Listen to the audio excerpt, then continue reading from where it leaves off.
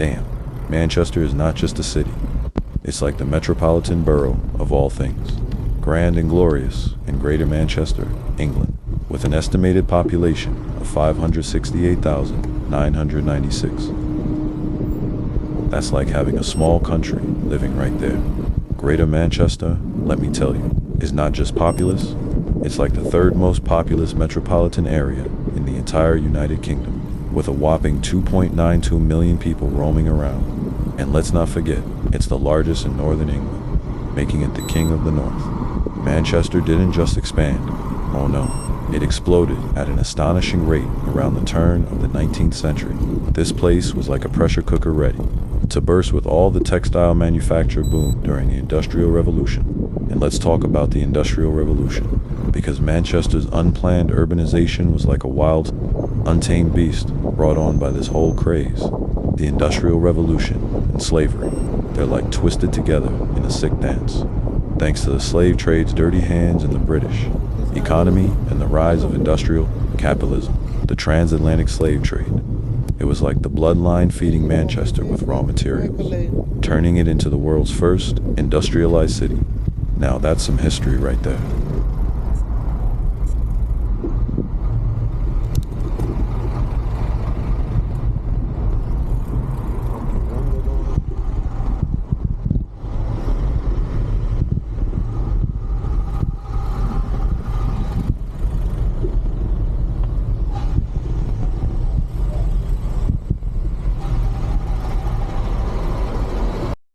Let's talk about the Hacienda, a legendary nightclub and music venue that skyrocketed to fame in the wild 1980s and early 1990s. This place was like no other, run by the iconic record label, Factory Records.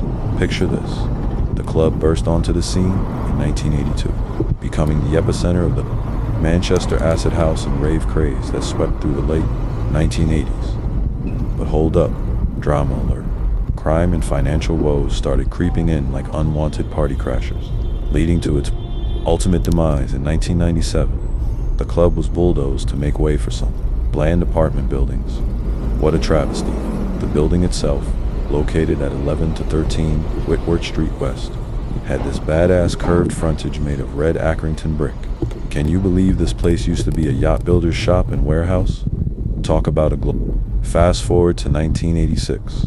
And the Hacienda made history by being one of the first clubs in the UK to blast out those sick house beats. But hey, it wasn't all glitter and gold. Security blunders and financial struggles started to chip away at the club's legacy. Let's be real here. The main issue was the cash flow, lack thereof. The club couldn't rake in enough dough from booze sales because everyone was too busy getting high as a kite. Money talks, and in this case, it was screaming bloody murder. In the end, the Hacienda was drowning in a sea of debt, hemorrhaging a whopping 18 million pounds in its final days. Peter Hook spilled the tea in 2009, revealing the brutal truth behind the club's downfall. Rest in peace, Hacienda. Your legacy lives on in the hearts of party animals everywhere.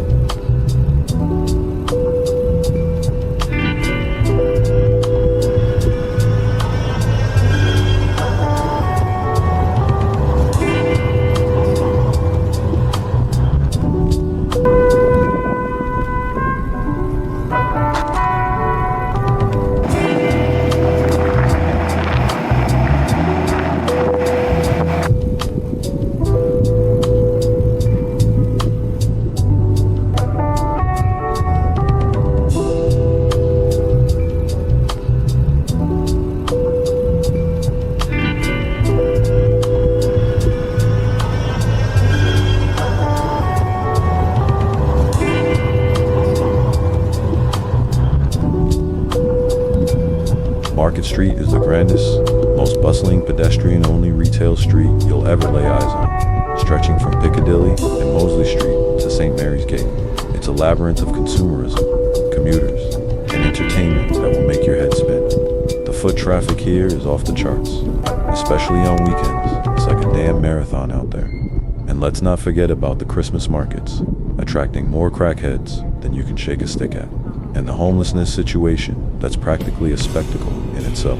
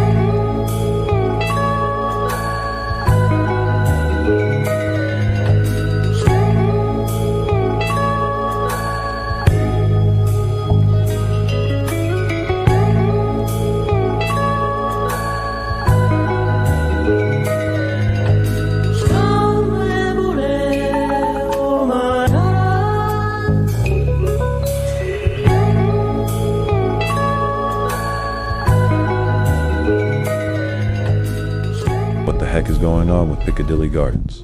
Man, it's supposed to be this lush, green paradise in the middle of Manchester city centre, right on the fringes of the Northern Quarter. But let me tell you, it ain't all sunshine and rainbows.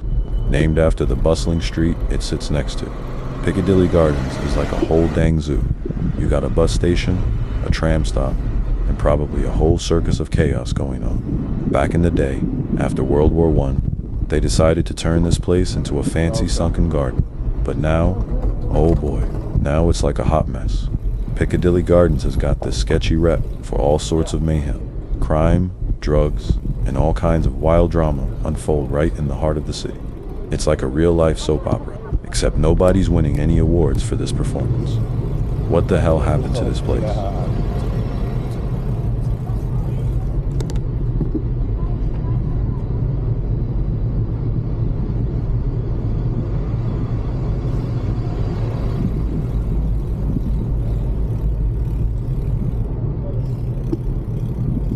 Welcome to Manchester's Northern Quarter, a vibrant and bustling neighborhood renowned for its badass, independent shops, kick-ass creative spaces, and diverse culture that will blow your freaking mind.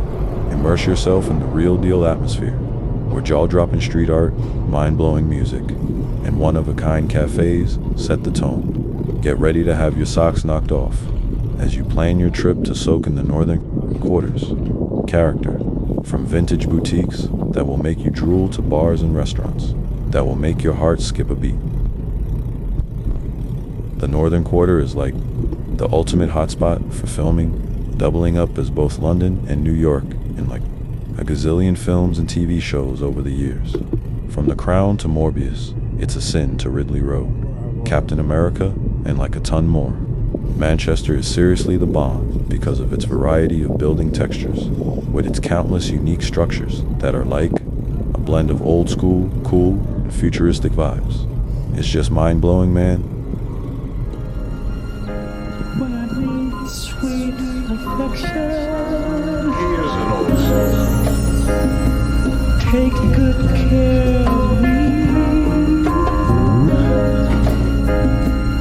Take good care, girl. Take good care of me.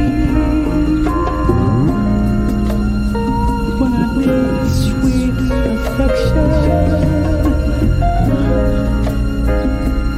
take good care of me.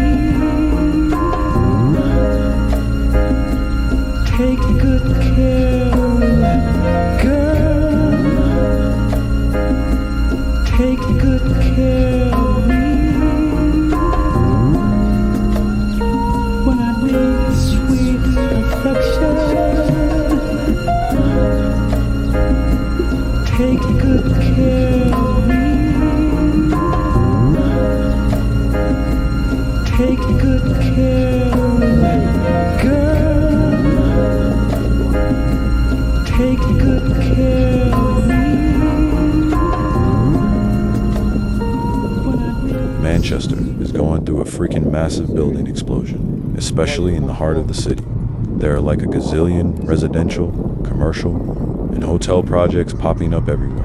And get this, they're erecting a bunch of tall-ass buildings, some of which will be like the tallest in the whole UK outside of London. It's like the city is on steroids or something, fueled by the insane demand for housing, a population that's growing faster than a wildfire, and an economy that's just thriving, especially in the media and tech scenes. I'm talking thousands of new homes being thrown up left and right, turning Manchester into this hub of skyscrapers and hype. They've got plans for new towers that will pierce the freaking sky, like Sowboy's 76-story monster that's going to be the tallest outside of London. And don't even get me started on the commercial side of things. The city skyline is getting a facelift with new office buildings sprouting up like mushrooms after a rainstorm. Plus, they're adding more hotel rooms than you can shake a stick at, all to keep up with the exploding tourism and visitor numbers. What's fueling this madness, you ask? Well, it's the insane demand for housing, with young professionals and students practically foaming at the mouth for new digs. And let's not forget about the booming economy, especially in media, tech, and creative industries that are luring in a workforce so skilled they could build these towers in their sleep. Manchester is like the belle of the ball, attracting people left and right with its cultural, architectural, and infrastructural charms. But hey, as much as this boom seems like it's on steroids, some experts are predicting that the pace might slow down a bit in the near future. But for now, it's like Manchester is on a freaking building high that shows no signs of stopping.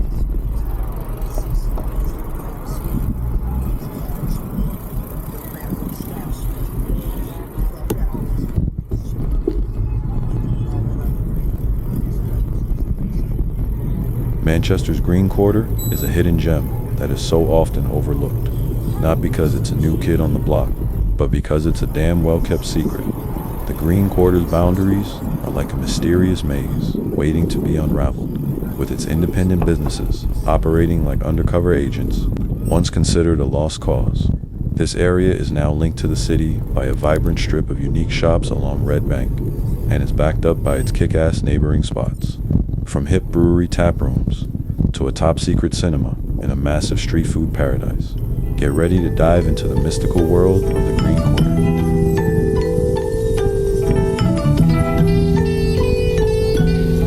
That's what the world is missing right here.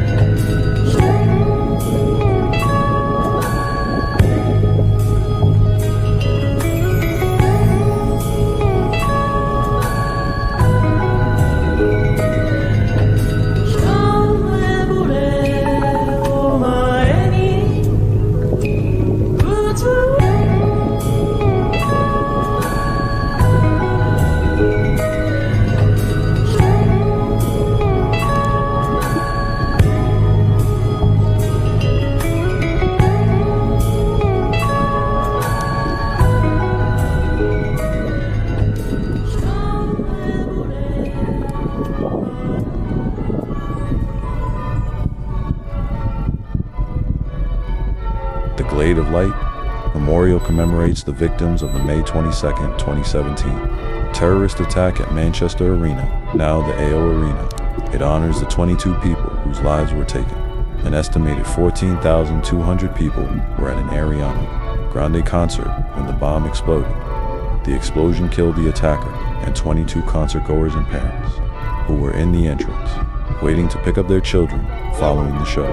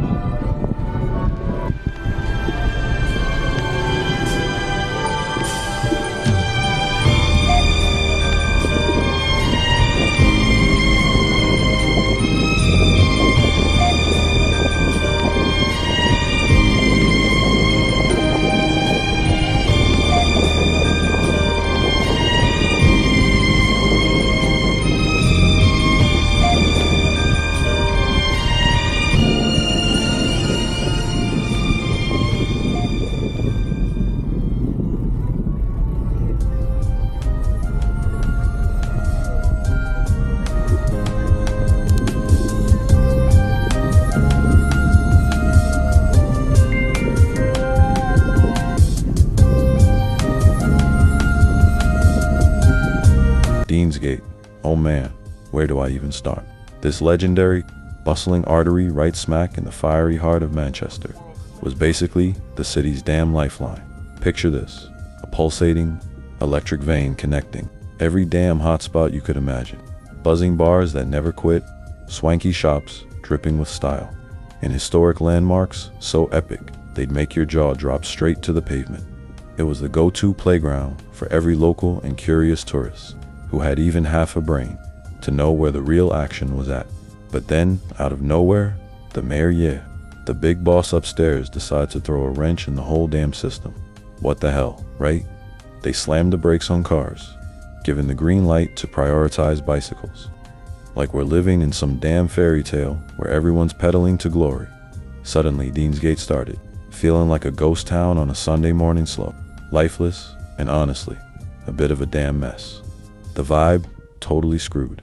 The energy, tanked. The city's pulse, barely a faint heartbeat. Can you believe it? Who thought trading roaring engines for squeaky wheels would be the brilliant move? It's like an eye for an eye, but we all ended up blind.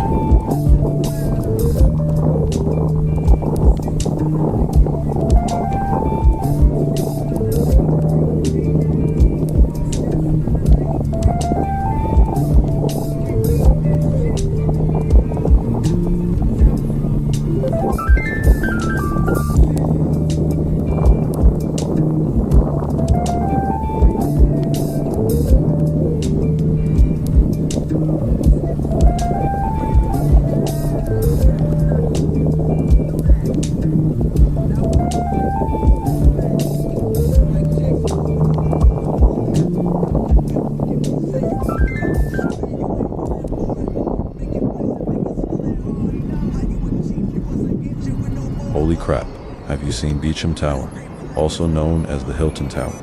This bad boy is a 47-story mixed-use skyscraper in Manchester, England that will make your jaw drop to the floor.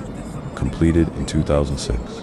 This towering beast stands at a whopping 169 meters, 554 feet tall. Let me tell you, from 2006 to 2018, this skyscraper was the tallest building in Manchester and outside of London in the entire United Kingdom. Like damn, that's some serious height dominance right there. But hold on to your hats, because in November 2018, it got outshined by the South Tower at Deansgate Square, which reaches a staggering 201 meters. What sets this skyscraper apart is its elongated floor plan, making it one of the thinnest skyscrapers in the world. With a height-to-width ratio of 10:1, this bad boy is slim and sleek. Manchester's skyline hasn't just changed. Its dam exploded into a towering jungle of steel and glass, like no other city in the UK. Can you believe it?